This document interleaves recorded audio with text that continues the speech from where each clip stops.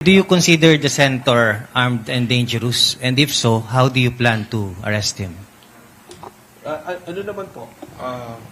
It's our standard protocol. If we're doing search or locating a fugitive from justice, ang presumption namin lagi is armado yan at delikado yung magiging approach. So, ang instruction po natin sa ating mga law enforcement, sa ating mga NBI agents, is to proceed with caution every time na halimbawa nag-positive na or even doon sa area na suspected na talagang nandoon siya, is kailangan maging maingat po sa paghuli dahil that's always the presumption. Especially Senator Bato, who used to be chief of police natin, a major law enforcement natin dito sa Pilipinas.